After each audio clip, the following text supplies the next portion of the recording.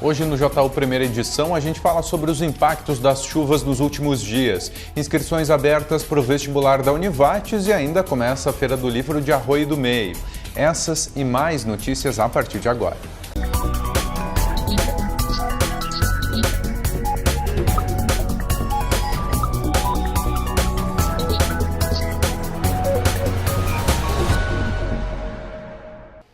Olá, boa tarde.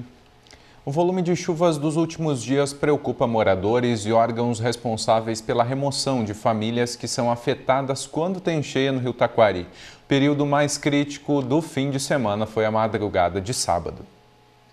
Desde a semana passada, o Vale do Taquari tem sofrido com a chuva intensa que ainda permanece na região. No Porto de Estrela, o rio atingiu 17 metros, 4 acima do normal. Tivemos uma precipitação de média geral de chuva de 116 milímetros nas 3 regiões, alta, média e baixa da nossa bacia. E aqui em Estrela tivemos 144 milímetros de chuva em 72 horas. Contudo, chegamos numa cota máxima no Porto de Estrela no domingo, no dia de ontem, às 17 horas, chegou a 17 metros, 1 centímetros. 4 metros acima do nível normal do nosso rio no Porto de Estrela, que é de 13 metros. 3 pontos de Estrela foram interditados: a Rua Nicolau Teobaldo Ross, a Estrada Municipal da Cascata e o principal foi a Rua Albino Francisco Ror. Não em virtude do rio, mas em virtude dos arroios terem saído fora da calha, né, fora do seu leito. Então a gente teve uma rua na cidade, que é a Albino Francisco Ror. Ela faz ligação entre o bairro Imigrantes e o bairro Alto da Bronze. Ela ainda continua interditada, né, tendo em vista que demora um pouco mais para dar essa vazão de água para liberar a via, mas ela continua interditada, com fita zebrada, então o pessoal consegue ter essa noção de que não pode passar por ali. Segundo o coordenador da Defesa Civil de Estrela, o Rio Taquari está estabilizado e deve continuar baixando nas próximas horas. Agora a gente continua monitorando, né, só para dar tranquilidade à comunidade. O alerta de inundação até o momento já cessou, né, a não ser que esteja uma precipitação pluviométrica novamente, mas não tem previsão disso em grandes proporções, agora nos próximos dias. Então a gente continua monitorando, como a gente sempre faz, durante 24 horas. Se a comunidade, alguém tiver alguma dúvida, pode nos ligar, pode entrar em contato com nós através do Face da Defesa Civil também. E por hora é isso, é monitorar e dar tranquilidade à comunidade de Estrela e regiões. A comunidade pode acompanhar as informações pelo Facebook da Defesa Civil de Estrela. A gente costuma atualizar a página da Defesa Civil, né, quando tem algum alerta, quando tem algum problema, ou de repente, se existe daqui a pouco um perigo aí de deslizamento, ou até mesmo quando tem uma árvore caída, a gente informa até, e com parceria com os bombeiros, que também são Defesa Civil, a gente sana esse problema aí, dando a resposta o mais rápido possível para a comunidade. Já em Lajeado, hoje pela manhã, os locais que normalmente são os primeiros a registrar alagamentos estavam no nível normal. Apesar dos grandes volumes de chuva dos últimos dias, a cidade acabou não sendo afetada com a cheia ou alagamentos. Os aposentados recebem a primeira parcela do 13º salário. O pagamento segue até o dia 10 desse mês, conforme tabela disponível no site inss.gov.br.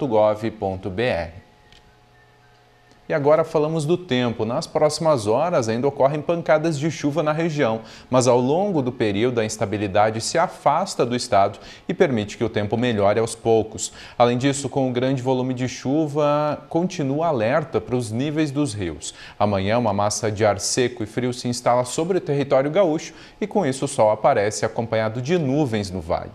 Veja as temperaturas para amanhã na região e no próximo bloco a gente continua falando sobre a questão do rio e as cheias e os alagamentos.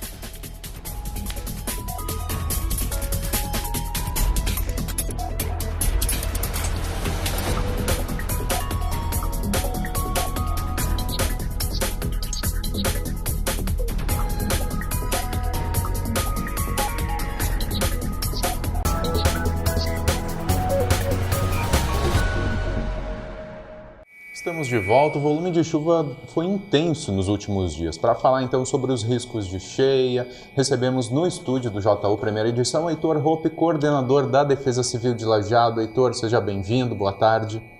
Boa tarde aos telespectadores da TV Univates. Estamos aqui para responder alguns questionamentos, informar também a população de Lajeado e região sobre o evento que ocorreu nos últimos dias, que foi essa chuva intensa. Estava prevista e, lógico, ela sempre traz algumas preocupações para nós, a Defesa Civil, e também para a população em geral. E nós temos a obrigação de estarmos monitorando e informando a comunidade. Heitor, e falando desses volumes, né, que foram intensos nos últimos dias, né, a população já fica às vezes alarmada, preocupada, né, essa chuva que não para, tem uma cheia chegando, mas quais foram os reflexos propriamente ditos desse volume de chuvas? Sim, a chuva estava prevista, sim, havia uma previsão de uma intensidade bastante importante aqui na nossa região. Lógico, a gente nunca consegue saber exatamente o ponto de corte, porque nós dependemos de uma região aqui que se refere à região 8, dentro da Defesa Civil, e onde nós somos abastecidos pela região alta aí da bacia Rio Antas e Taquari, que compõem diversos municípios da região alta. E a chuva aqui na nossa região começou na quinta tarde, lá por volta das 18 horas, e ela foi mais intensa no sábado. E a sorte para a nossa região até que não se confirmaram exatamente os números nessa região alta, porque aqui na região baixa do Vale do Taquari, Lajeado, Estrela, essa região mais baixa do Taquari, choveu em torno de 143 milímetros acumulado, enquanto naquela região mais alta teve algumas regiões que ficou na metade disso. Então, com isso, a gente previa assim, uma pequena cheia, mas que, graças a Deus, não causou maiores transtornos para a população aqui de Lajeado, porque para causar transtorno, para transbordar o rio, ela teria que ter aumentado mais em torno de 3 metros, por aí, mais ou menos. Qual foi o corte, o máximo que alcançou nesse período? Assim, Marcos, nós tivemos o pico aqui em Lajeado ontem à tarde, domingo à tarde, às 17 horas, onde o pico atingiu 17 metros e 1 centímetro.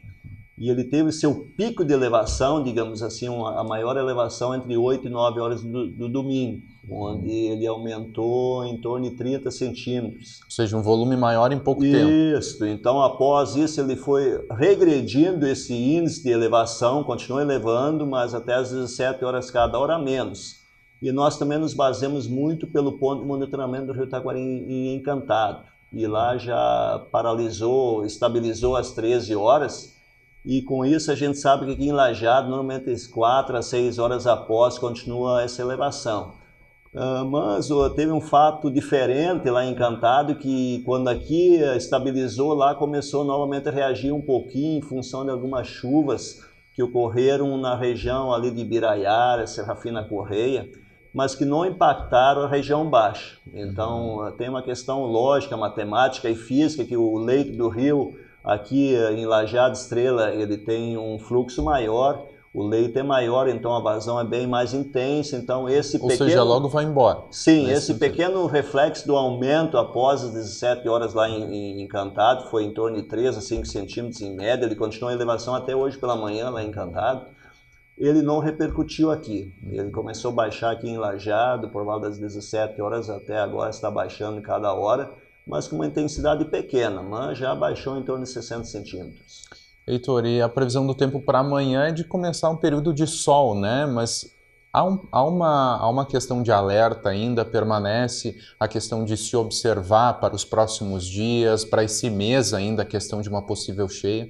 A Defesa Civil sempre está, digamos, monitorando o clima, o tempo, as perspectivas de tempo futuro, mas não há nenhuma possibilidade de alguma cheia a mais, porque hoje a intensidade da chuva está regredindo, ela vai diminuir a cada hora.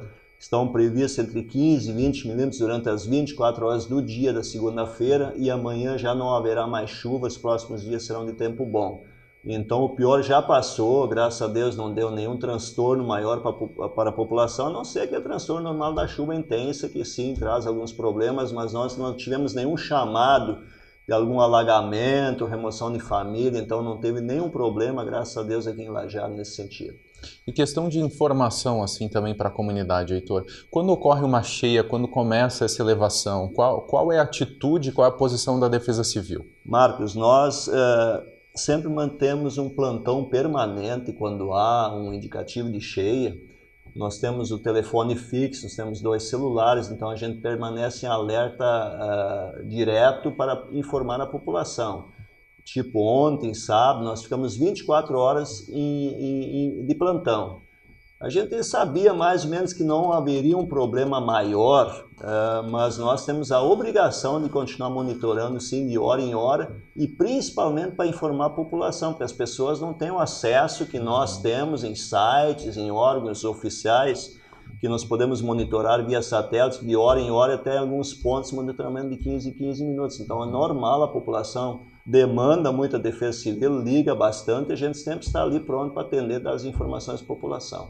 Perfeito. Heitor, obrigado pelas informações, então, por compartilhar com a gente, por tranquilizar também a comunidade aí quanto a esse período de uma possível cheia. Não, obrigado pela população. A Defesa Civil de Lajado continua sempre à disposição e sempre está a serviço da comunidade. Essa é a nossa obrigação. Obrigado pela oportunidade de estar aqui trazendo algumas informações a respeito dessa chuva dos últimos dias. Certo. Mais uma vez, obrigado. Então, agora a gente vai para um rápido intervalo. Na sequência, o JU Primeira Edição está de volta.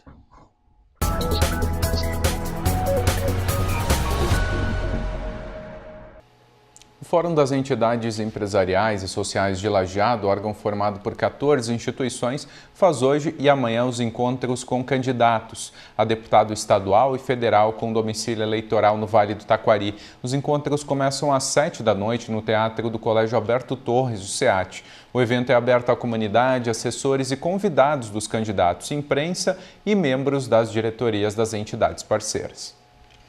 A propaganda eleitoral gratuita começa a ser divulgada para todo o país e vai ocupar diariamente 2 horas da programação das emissoras de rádio e TVs abertas.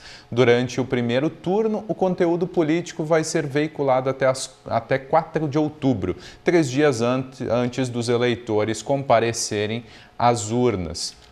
No total, vão ser 35 dias de propaganda, 10 a menos que antes da aprovação da reforma eleitoral de 2015.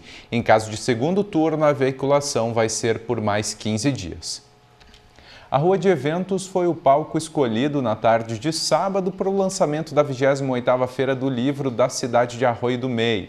No lançamento, a apresentação da peça Um Conto de Pernas pro Ar, do grupo Trupe e Cena, da Escola Municipal Bela Vista, além da participação dos grupos do Núcleo Municipal de Cultura com dança e música para animar a Rua de Eventos.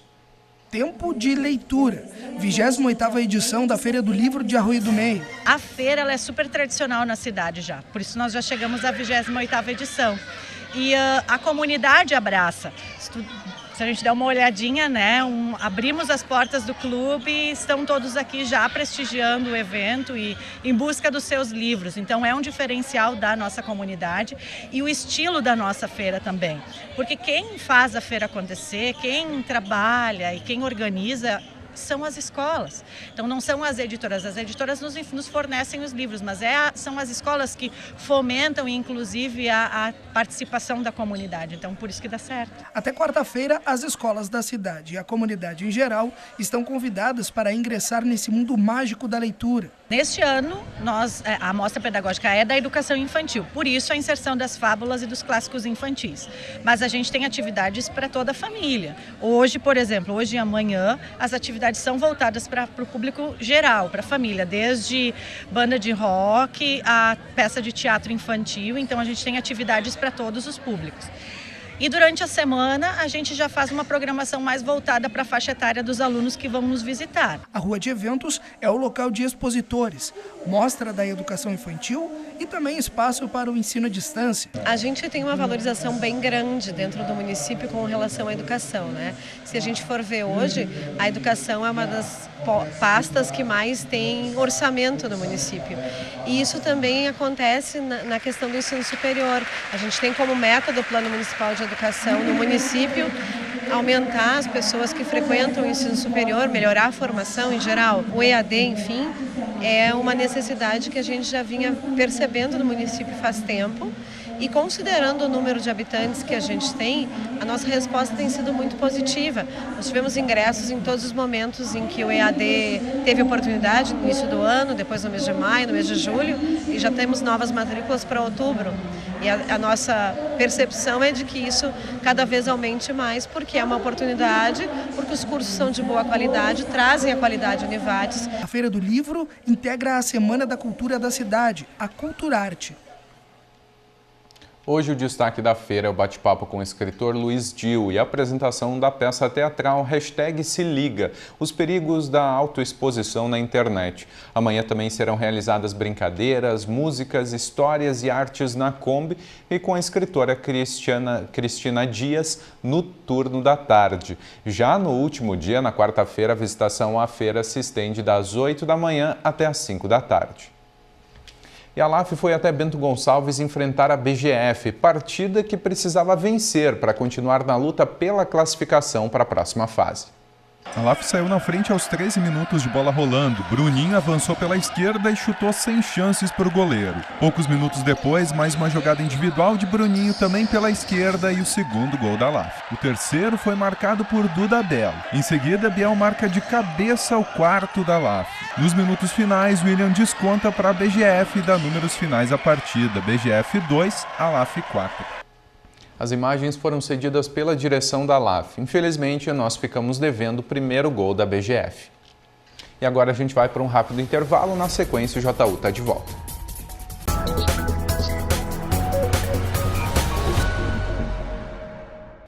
Entre os dias 13 e 21 de setembro, o tradicionalismo gaúcho vai estar em evidência em Teutônia. A segunda edição do acampamento Farroupilha deve movimentar novamente o centro administrativo com uma diversificada programação, a exemplo do ano passado. A programação se concentra no pavilhão multiuso do centro administrativo, galpão Farroupilha e piquete dos acampamentos. Cerca de 1.000 pessoas da região de Taquari tiveram na manhã desse sábado o último turno de atividades do curso Desenvolvendo Competências para Atendimento em Telemarketing. Desde o mês de junho, a Univates tem deslocado 17 profissionais para o município para contribuir com a qualificação dos participantes para atuarem no atendimento em telemarketing. A capacitação é promovida pela Prefeitura de Taquari e foi motivada pela chegada de uma grande empresa do segmento que deve se instalar no município nos próximos meses. Abriram hoje as inscrições para o vestibular de verão e provas agendadas da Univates, processo seletivo que conta com algumas mudanças. As inscrições já estão abertas para quem deseja fazer um curso superior presencial na Univates. Ao se cadastrar pelo site univates.br/vestibular, o candidato tem a opção de escolher o vestibular de verão no dia 25 de novembro ou optar por fazer uma das provas agendadas de redação. Entre as datas que aparecem lá, ele vai ter as datas que são para a prova agendada de redação, que ocorrem durante a semana, uma vez por semana, né? Geralmente ficam disponibilizadas lá datas para 2, 3 semanas. E vai ter também a opção de assinalar a data do vestibular de verão da Univates, que vai ocorrer no dia 25 de novembro, né, no domingo à tarde, como é já a praxe na instituição. As provas agendadas são apenas de redação, enquanto a do vestibular de verão continua no modelo tradicional, composta por 45 questões objetivas, mais a redação. Os candidatos que fizerem a prova agendada e que fizerem nesse período aí de setembro e outubro, antes da data do vestibular, eles serão classificados, né, recebem um aviso se tiverem as notas de acordo com o que é necessário, né. Numa escala de 0 a 10, o candidato precisa tirar pelo menos 2 na redação para não ser desclassificado. Quando classificado, recebe o aviso para fazer a pré-matrícula. Então eles vêm para a instituição, trazem a documentação que consta no e-mail e eles fazem a sua pré-matrícula, como a gente chama, né? No momento da pré-matrícula, o candidato paga uma taxa e aí, como a gente ainda não tem os valores das mensalidades para o ano de 2019, ele paga essa taxa de pré-matrícula e o boleto dele, o primeiro boleto de mensalidade, é emitido para o dia 10 de janeiro. Então, no dia 10, quando vem o boleto da mensalidade, da primeira mensalidade dele, esse valor que ele pagou como taxa de pré-matrícula, ele é abatido, ele é descontado. E mais notícias às 6h30 da noite no Jornal da Univates, segunda edição. Obrigado pela companhia e tenha uma boa tarde.